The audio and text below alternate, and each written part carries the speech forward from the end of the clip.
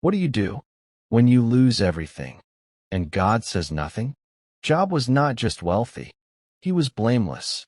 In the land of Uz, his name meant something. 7 sons, 3 daughters, 7,000 sheep, 3,000 camels, 500 yoke of oxen. He was the greatest man in the East. But here is what made Job different. He didn't just have blessings. He honored the one who gave them.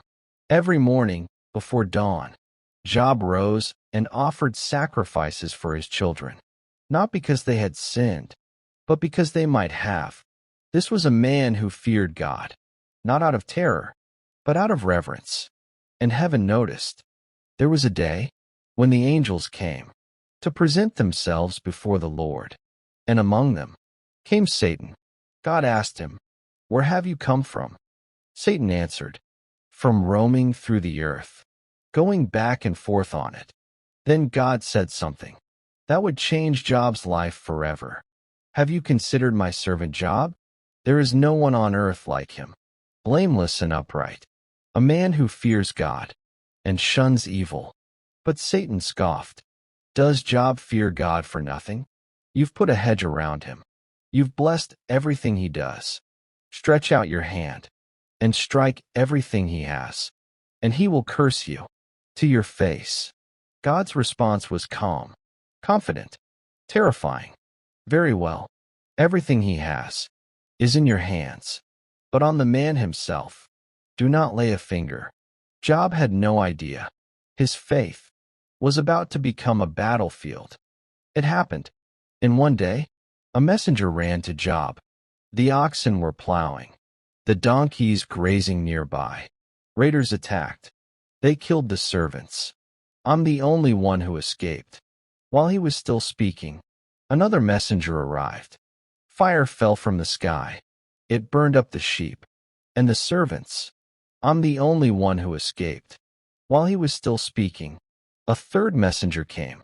The Chaldeans formed 3 raiding parties. They swept down on the camels. They killed the servants. I'm the only one who escaped. And then, the worst news of all, your sons and daughters were feasting in the oldest brother's house.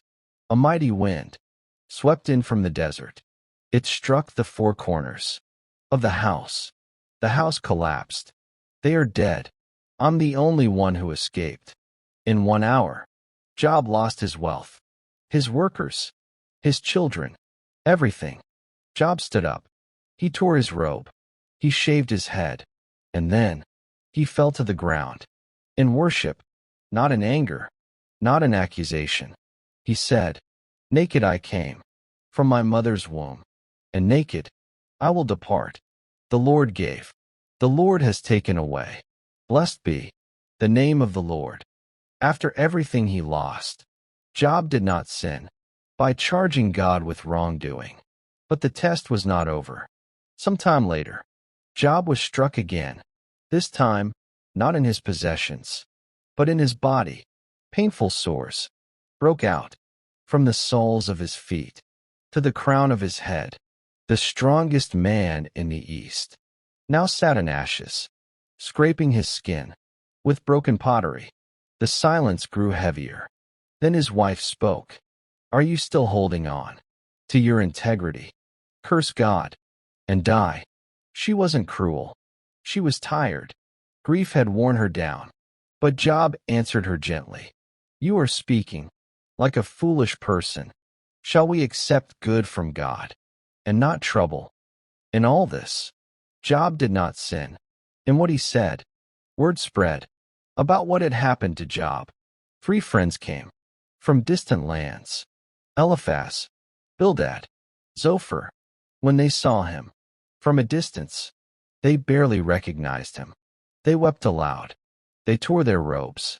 They sat with him on the ground for 7 days and 7 nights. No one said a word, because they saw how great his suffering was. Sometimes, the best ministry is silence, but silence doesn't last forever. Eventually, Job spoke, and when he did, he didn't curse God. He cursed the day he was born. Why did I not perish at birth? Why was I not hidden? In the grave? This was not rebellion. This was honesty. Faith. Spoken through tears. His friends could not handle that. They believed suffering always meant sin. They searched for reasons. They offered explanations. But they never offered comfort. One by one, they accused him. You must have done something. God doesn't punish the innocent. If you repent, this will end. But Job knew something they didn't. He knew his heart. And worse, he felt God's silence. Job cried out, "Why do you hide your face? I call for help, but you do not answer. I stand, but you merely look at me." This is the part of Job people don't quote. The prayers that don't resolve. The questions that hang in the air. And yet, even here, Job never stopped believing. God was just. I know that my Redeemer lives. And in the end, he will stand upon the earth. Even in confusion, Job still trusted God's character.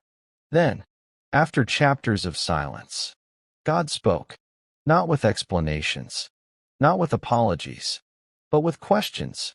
Where were you when I laid the foundations of the earth? Have you commanded the morning? Can you bind the chains of the Pleiades? God did not crush Job. He revealed himself. And suddenly, Job understood, not the reason, but the relationship.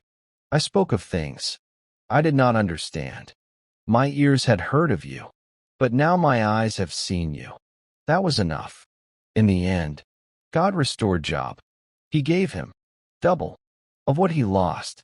But the greatest gift was not wealth. It was vision.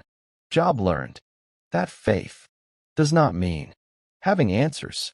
It means trusting God, even when heaven is quiet. And maybe that's where you are. Not rebellious, not faithless, just waiting. If Job's story teaches us anything, it's this. God is not absent in your silence. He is working beyond what you can see.